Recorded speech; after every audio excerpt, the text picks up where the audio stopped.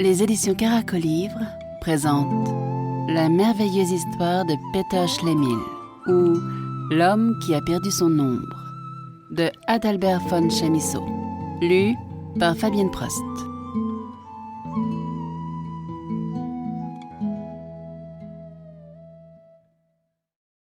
Chapitre 1.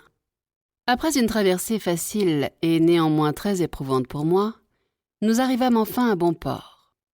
Aussitôt débarqué, je me chargeai de mon petit bagage et, me frayant un passage à travers la foule grouillante, j'entrai dans la première maison de modeste apparence où je vis pendre une enseigne. J'exprimai le désir de louer une chambre. Le domestique me mesura du regard et m'emmena sous le toit. Je me fis apporter de l'eau fraîche et indiquai avec précision où je pourrais trouver M. Thomas John. En sortant par la porte du nord, la première maison de campagne à droite. C'est une grande maison neuve en marbre rouge et blanc, ornée de nombreuses colonnes. Bien. Il était encore tôt. Je déficelai aussitôt mon paquet, en tirai la redingote noire que j'avais récemment fait retourner, me vêtis proprement en choisissant mes meilleurs habits, pris sur moi la lettre de recommandation qui m'avait été remise, et partis voir l'homme qui devait m'aider à réaliser mes modestes espérances. Après avoir gravi la longue rue du Nord et atteint la porte de la ville, je vis les colonnes briller dans la verdure. « C'est donc ici, pensai-je. » J'essuyai avec mon mouchoir la poussière sur mes souliers, rajustai ma cravate et tirai la sonnette en me recommandant à la grâce de Dieu. La porte s'ouvrit brusquement. Après un interrogatoire dans le vestibule, le portier me fit annoncer et j'eus l'honneur d'être introduit dans le parc où M. John faisait sa promenade en compagnie de quelques amis. Je reconnus à sa corpulence, qui n'avait d'égal que sa suffisance, l'homme qu'on m'avait décrit. Il me reçut très bien, comme un riche traite un pauvre diable, se tourna même vers moi, sans pour autant se détourner du reste de la compagnie, et prit la lettre que je lui tendais.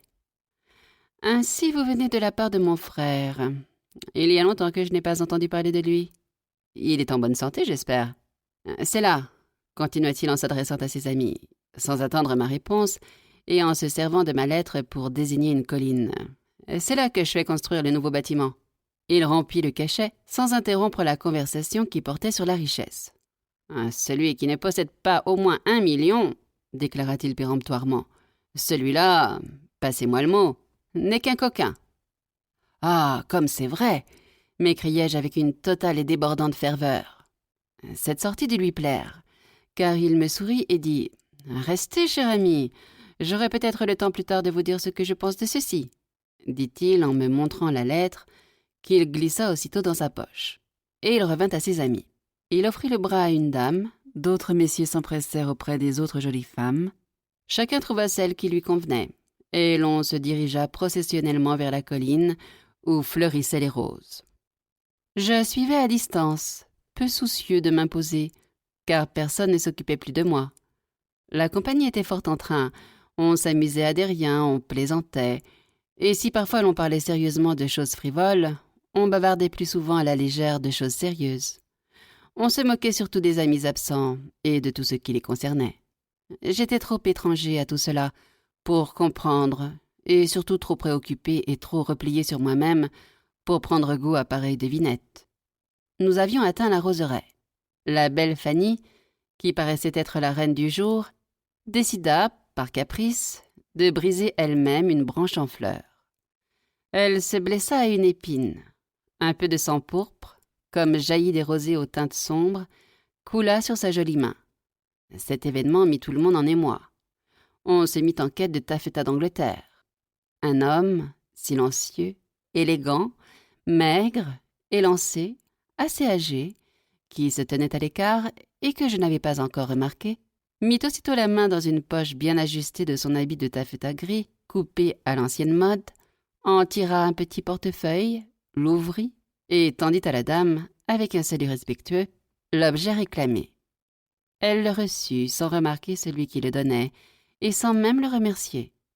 Quand la blessure fut bandée, on continua à gravir la colline, au sommet de laquelle on voulait jouir du vaste panorama qui, par-delà le vert labyrinthe formé par le parc, s'étendait jusqu'à l'immense océan. Le coup d'œil était réellement splendide. Un point lumineux apparaissait à l'horizon entre le flot sombre et le ciel bleu. « Qu'on m'apporte une lunette !» cria John. Et avant même que la valetaille accourue à cet appel se fût mise en mouvement, l'homme gris, saluant avec modestie, avait plongé la main dans la poche de son habit, en avait tiré une belle lunette de dos long et l'avait remise à M. John. Celui-ci, la portant aussitôt à son œil, informa à la compagnie qu'il s'agissait du vaisseau qui avait quitté la rade la veille et que des vents contraires retenaient en vue du port. La lunette passa de main en main sans revenir dans celle de son propriétaire. Quant à moi, je regardais l'homme avec ébahissement, ne comprenant pas comment ce gros instrument était sorti d'une poche aussi minuscule. Ce détail ne semblait avoir frappé personne, et l'on ne se souciait pas plus de l'homme gris que de moi-même. On servit des rafraîchissements et les fruits les plus rares de toutes les parties du monde, dans les récipients les plus précieux. Monsieur John faisait les honneurs avec aisance et distinction et m'adressa la parole pour la seconde fois. « Mangez donc, vous n'avez pas eu de fruits quand vous étiez en mer. » Je m'inclinai, mais il ne s'en aperçut pas, car il parlait déjà à quelqu'un d'autre. On se serait volontiers installé sur le gazon, au flanc de la colline, pour contempler le paysage, si l'on avait craint l'humidité du sol. Un des convives déclara que c'eût été une joie divine d'étendre ici des tapis turcs, si l'on en avait eu.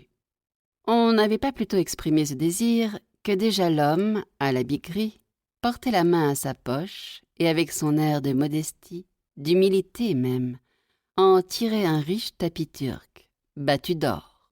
Les domestiques en prirent possession comme si la chose allait de soi et le déployèrent à l'endroit choisi. La compagnie y prit place sans façon. Quant à moi, stupéfait, je considérais une fois de plus l'homme, la poche, le tapis qui mesurait plus de 20 pieds de long sur 10 de large, et je me frottais les yeux, ne sachant que penser de ce sortilège, d'autant que personne ne manifestait le moindre étonnement. J'aurais bien voulu obtenir quelques éclaircissements sur ces personnages, mais je ne savais à qui m'adresser. J'étais encore plus intimidé par ceux qui servaient les maîtres que par les maîtres qui se laissaient servir.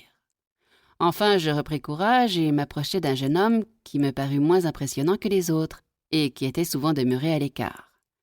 Je le priai tout bas de me dire qui était cet homme si prévenant, qui se tenait là, avec son habit gris. « Sans doute voulez-vous dire celui qui ressemble à un brin de fil échappé à l'aiguille d'un tailleur. »« Oui, celui qui est seul.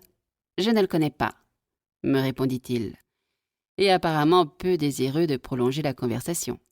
Il se détourna et se mit à bavarder de la pluie et du beau temps avec un autre invité. Le soleil commençait à briller avec ardeur et à incommoder les dames. La belle Fanny, avec sa nonchalance et son étourderie habituelle, demanda à l'homme gris, que personne, à ma connaissance, n'avait encore interpellé, si d'aventure il n'avait pas aussi une tante sur lui. Il lui répondit par une profonde inclination, comme si on lui avait fait un honneur immérité, et déjà il portait la main à sa poche, d'où je le vis tirer des étoffes, des piquets, des cordes, des ferrements, en un mot, tout ce qu'il faut pour dresser la tente la plus magnifique. Les jeunes messieurs aidèrent à la dresser. Elle couvrait toute l'étendue du tapis, et personne n'y trouva rien d'extraordinaire. Depuis un certain temps déjà, j'étais assez peu rassuré, et même franchement inquiet. Quelle ne fut ma surprise quand, au vœu suivant, je le vis tirer encore de sa poche 3 chevaux de selle. Je dis bien 3 beaux grands chevaux noirs, avec leurs selles et leurs harnais. Pense donc, au nom du ciel, 3 chevaux sellés sortant de cette même poche, d'où était sorti déjà un portefeuille, une longue-vue, un tapis broché de 20 pieds de long sur 10 de large et une tente de même dimension avec tous les piquets et tous les ferrements nécessaires. Si je ne t'assurais pas avoir vu ce spectacle de mes propres yeux, tu ne le croirais certainement pas. Malgré l'humble contenance de cet homme pâle et le peu d'attention que les autres lui accordaient, je ne pouvais le quitter des yeux, et il en vint à m'inspirer une terreur bientôt insupportable. Je résolus de me dérober, ce qui me parut facile, eu égard à mon rôle insignifiant.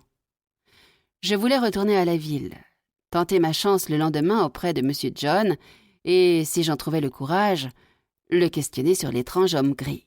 Ah, si j'avais pu réussir à m'échapper!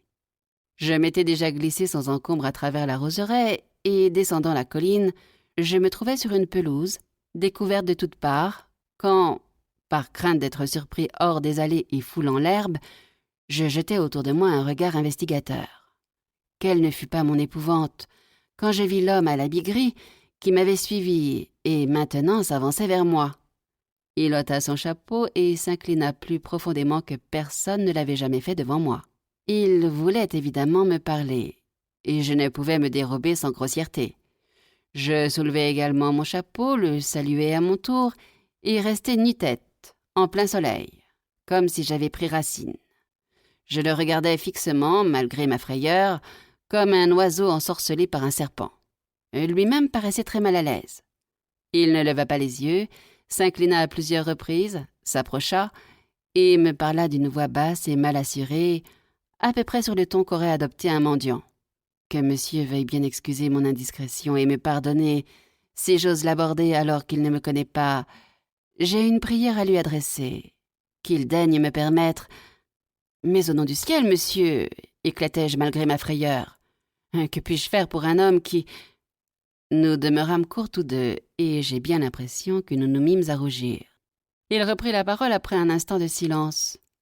Pendant le temps assez bref où j'ai eu le bonheur de me trouver près de vous, j'ai pu contempler, permettez-moi de vous le dire, avec une indicible admiration l'ombre si belle que vous projetez au soleil, avec une sorte de noble nonchalance, comme si vous n'y faisiez pas attention. Oui, cette ombre superbe que je vois à vos pieds. Vous pardonnerez, j'espère, une proposition pour le moins téméraire. Ne seriez-vous pas disposé à me céder cette ombre? Il se tut, et j'eus l'impression qu'un claquet de moulin me tournait dans la tête. Quel accueil faire à une offre aussi singulière? Je me dis qu'il devait être fou, et enchaînant sur un ton en rapport avec l'humilité du sien, je lui répondis « Allons, mon brave, votre ombre à vous ne vous suffit-elle pas? Vous me proposez un marché d'un genre tout à fait spécial. » Il dit aussitôt « J'ai dans ma poche quelques objets qui pourraient bien ne pas paraître sans valeur à monsieur. Le prix fort me semble encore bien faible pour cette ombre inestimable. » Je me sentis glacé d'épouvante au souvenir de la poche et me demandai comment j'avais pu l'appeler « mon brave ». Je repris la parole et essayai tant bien que mal de réparer ma maladresse en me montrant extrêmement poli. « Monsieur, veuillez pardonner à votre serviteur très dévoué, je ne saisis sans doute pas très bien votre intention. Comment pourrais-je donc… » Il m'interrompit. « Je sollicite seulement l'autorisation de ramasser cette ombre de grande valeur et de la mettre dans ma poche. Quant à la manière dont je m'y prendrai, c'est mon affaire. En contrepartie, et pour témoigner ma gratitude à monsieur, je lui laisse le choix entre tous les trésors que j'ai dans ma poche. L'herbe magique de Glaucus, la mandragore, les 5 sous du juif errant, l'écu voleur, la nappe du page de Roland, le diable dans la bouteille, le tout au prix qui vous conviendra, ou plutôt non, car cela ne vous intéresse sans doute pas. Le chapeau magique... Nous espérons que vous avez apprécié cet aperçu. Pour continuer à écouter ce livre audio sur Google Play Livres, utilisez le lien dans la description de la vidéo.